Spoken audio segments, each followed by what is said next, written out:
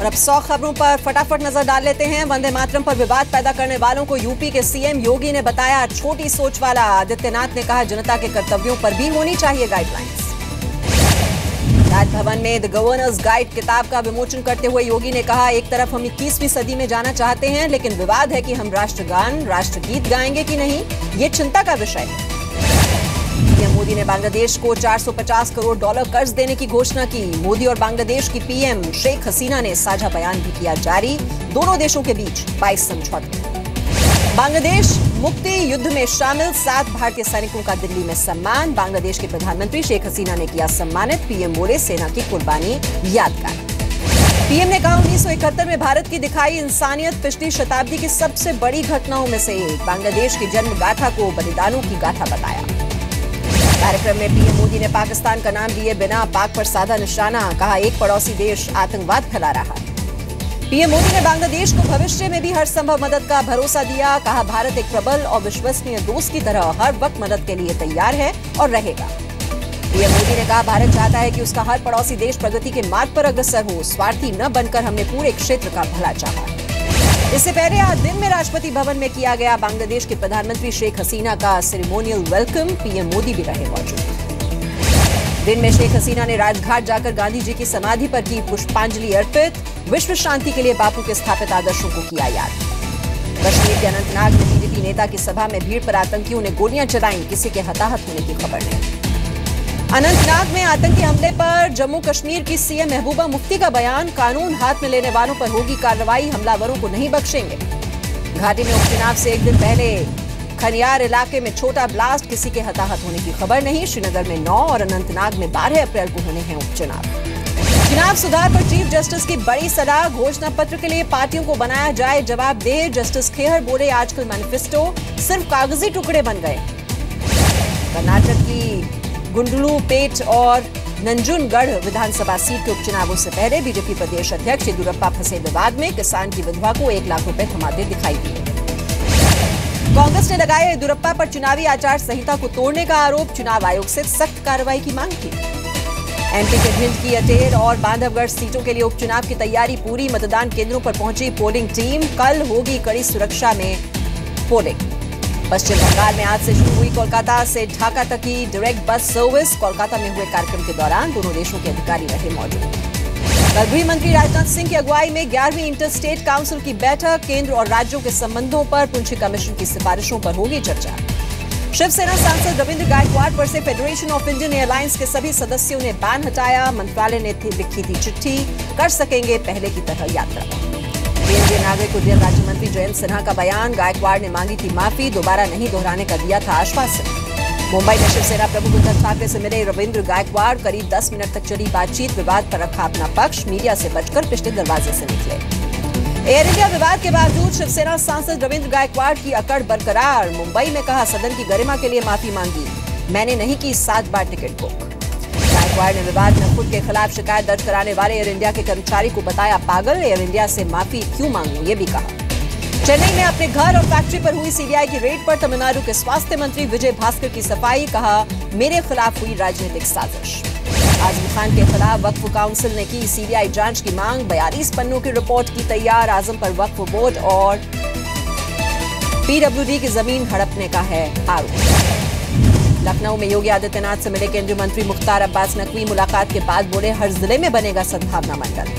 लखनऊ में गंगा यमुना की सफाई के मुद्दे पर सीएम योगी से मिली उमा भारती। बुंदेलखंड समेत गंगा यमुना के मुद्दे पर हुई बात। उमा भारती ने अयोध्या में राम मंदिर के निर्माण पर भी दिया बयान। बताया मंदिर को आस्था का विषय। कहा जेल भी जाना पड़े तो जाऊं। यूपी में 2010-11 में 21 चीनी मिलों की बिक्री में हुए 1100 करोड़ रुपए के घोटाले की जांच के निर्देश। योगी सरकार ले सकती है सीबीआई से जांच कराने का फैसला।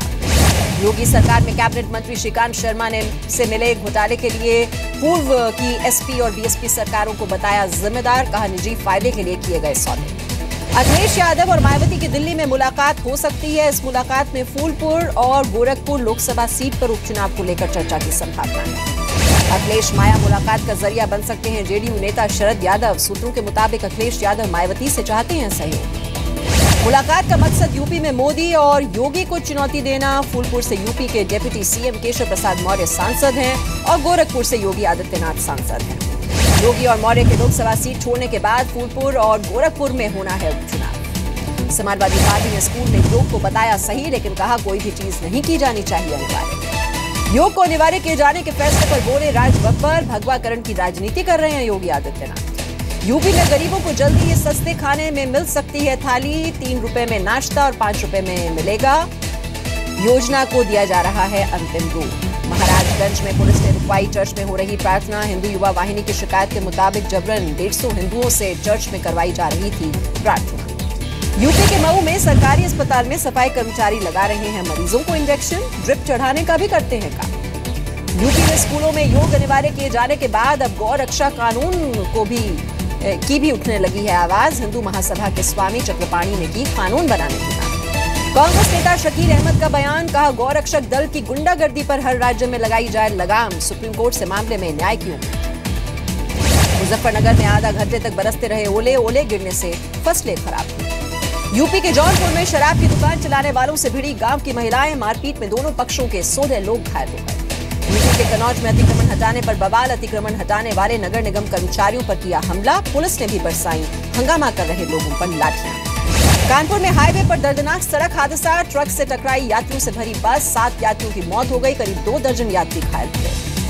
दिल्ली एमसीडी चुनाव में बीजेपी उम्मीदवारों का नामांकन रद्द होने पर अमित शाह ने मांगी रिपोर्ट। चुनाव प्रभारी को देना होगा जवाब। दिल्ली के मुख्यमंत्री अरविंद केजरीवाल ने आम आदमी पार्टी के कार्यालय का आवंटन रद्द होने पर की प्रेस कॉन्फ्रेंस। बोले सड़कों से भी कर सकती है पार्टी का। अरविंद केजरीवाल ने दिल्ली में आगामी एमसीडी चुनाव में आम आदमी पार्टी की जीत का किया दावा। बोले जनता देगी बीजेपी को जवाब। मनीष सिसोदिया का 12,000 रुपए की थाली पर पलटवार। बोले बीजेपी का कराया है सब और आम आदमी पार्टी का नाम खराब करने की साजिश। केजरीवाल पर अन्ना हजारे का निशाना, कहा सभी सिद्धांतों को भूल चुके हैं दिल्ली के सीएम अरविंद केजरीवाल। दिल्ली में आम आदमी पार्टी के ऑफिस के आवंटन रद्द होने पर बीजेपी का आम आदमी पार्टी पर हमला। सतीश उपाध्याय बोले हर बार गलत काम करके घड़ियाली आंसू बहाने लगती है आम आदमी पार्टी। शिंदू रिपोर्ट के बाद आम आदमी पार्टी पर कार्रवाई की कांग्रेस ने की मांग। जेपी अग्रवाल बोले इतने घोटालों के बाद सरकार को रहने का हक नहीं। दिल्ली में आज आम आदमी पार्टी ने मनाया हाउस टैक्स मुक्ति दिवस। पांडव नगर में आम आदमी पार्टी कार्यकर्ताओं ने जलाए हाउस टैक्स के बिल। दिल्ली के गीता कॉलोनी में 19 साल के जर्मन नागरिक पर नुकीले हथियार से हमला, अस्पताल में भर्ती। विदेश मंत्री सुषमा स्वराज ने जर्मन नागरिक पर हमले की मांगी रिपोर्ट। दिल्ली सरकार से इलाज करवाने को। दिल्ली के जंतर मंतर पर 3 किसानों की तबियत बिगड़ी। तमिलनाडु के किसान 26 दिन से कर रहे हैं प्रदर्शन। सूखे से हुए नुकसान की भरपाई की मांग। मुंबई के गिरगांव चौपाटी के समंदर में डूबे 4 युवक। 2 युवकों को मछुआरों ने बचाया, 2 की मौत हो गई। वाशिंगटन के एक भारतीय टूरिस्ट की गोली मारकर हत्या। हमले का सीसीटीवी वीडियो सामने आया। होशियारपुर में शोक में डूबा परिवार। मेनका गांधी ने महिलाओं के खिलाफ बढ़ रही हिंसा के लिए फिल्मों को ठहराया जिम्मेदार। फिल्मकारों से की अपील, दिखाई जाए महिलाओं की अच्छी छवि। केरल में आरएसएस से मान्यता प्राप्त भारतीय मजदूर संघ के एक मजदूर की पुलिस कस्टडी में मौत। खुले में शराब पीने पर पुलिस ने किया था गिरफ्तार। बीजेपी ने बुलाई हड़ताल। छत्तीसगढ़ के बीजापुर में सीआरपीएफ के स्निफर डॉग क्रैकर को दी गई श्रद्धांजलि। माओवादियों के हमले में हुई थी मौत। रिटायर हुआ इंडियन नेवी का एयरक्राफ्ट TU-142 पहुंचा विशाखापट्टनम। एयरक्राफ्ट का स्वागत करने पहुंचे आंध्र प्रदेश के मुख्यमंत्री। पश्चिम बंगाल के सिलीगुड़ी से 21 किलो सोना जब्त। तस्करी के आरोप में 2 महिलाओं समेत 5 लोग गिरफ्तार। हिमाचल प्रदेश के मंडी में हादसे में 16 लोग घायल। केरल के टूरिस्ट्स को ले जा रही मिनी बस नदी में गिरी। जम्मू कश्मीर के सोपोर में महिला बैंक कर्मचारी ने की आत्महत्या। सुसाइड लेटर में बैंक के ग्रुप हेड पर प्रताड़ना के लगाए आरोप। उड़ीसा के भद्रक में रविवार सुबह 8 बजे तक धारा 144 लागू। फेसबुक पर भगवान राम से जुड़ी आपत्तिजनक टिप्पणी के बाद हुआ विवाद। धारा 144 लगाई गई। भोपाल सेंट्रल जेल की सुरक्षा सीआरपीएफ को सौंपने की तैयारी। जेल प्रशासन ने गृह मंत्रालय से मांगे 100 सीआरपीएफ जवान। जेल में बंद हैं सिमी के 21 आतंकी। एमपी के टीकमगढ़ में सामने आया अंधविश्वास का मामला। अग्नि परीक्षा के नाम पर महिला को गर्म लोहे के सरिये से दागा। मध्य प्रदेश के विदिशा में शराब के विरोध में जलाई शराब की दुकान। रात में दुकान का ताला तोड़कर जलाई शराब की बोतलें। बैतूल में अस्पताल की लापरवाही। परिवार को बेटे की जगह लड़की का शव थमाने का आरोप। अंतिम संस्कार के वक्त हुआ यह खुलासा। मध्य प्रदेश के दमोह में जीप पलटने से 5 लोगों की मौत हो गई। 7 लोग गंभीर रूप से घायल हैं। मध्य प्रदेश के धार में किसान ने की खुदकुशी। बैंक के कर्ज से था परेशान। राजस्थान के प्रतापगढ़ में कलेक्टर पर लगा जुर्माना, आरटीआई का जवाब न देने पर लगा 25,000 का जुर्माना। पटना में ऑटो चालक की पिटाई पर हंगामा हुआ, पुलिस ने की थी एक ऑटो चालक की पिटाई, विरोध में ऑटो चालकों का हंगामा। छत्तीसगढ़ के रायपुर में प्लास्टिक फैक्ट्री में आग लगी, हादसे के कारणों की जांच जारी है। दिल्ली के सुभाष नगर में युवकों ने दिन दहाड़े किया हमला, पुलिस के सामने युवक को मारते सीसीटीवी में रिकॉर्ड हुई है वारदात। हैदराबाद में अपना बच्चा बेचने के आरोप में महिला गिरफ्तार, पैसों की जरूरत में 10,000 में बेच दिया था 3 महीने का बच्चा। छत्तीसगढ़ के बिलासपुर में पति ने पत्नी को कोर्ट परिसर में ही मारा चाकू, पति पत्नी के बीच चल रहा था विवाद। बिहार के मोतिहारी में बाइक की डिक्की से चोरी हुए 1 लाख, डिक्की तोड़कर चुराए पैसे। झारखंड के चक्रधरपुर में प्रॉपर्टी के लिए बेटे ने पिता की हत्या की, बेटा गिरफ्तार।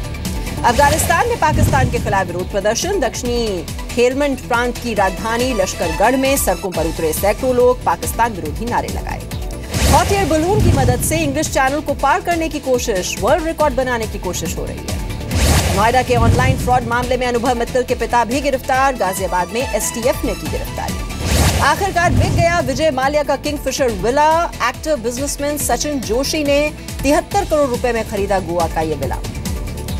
हाउसिंग फॉर ऑल के मिशन के तहत सरकार कल करीब 2 लाख घर लॉन्च करेगी, शहरी विकास मंत्री वेंकैया नायडू कल करेंगे लॉन्च। मोदी सरकार कर सकती है वित्त वर्ष में बदलाव, सरकार कर रही है अध्ययन, वित्त मंत्री जेटली का बयान, भारत में अभी भी ब्रिटिश सिस्टम लागू। काले धन पर सरकार को मिली बड़ी सफलता, 2814 कानूनी मुकदमे चलाए, 3893 लोग गिरफ्तार हुए, करीब 1.5 लाख करोड़ की पकड़ी गई टैक्स चोरी।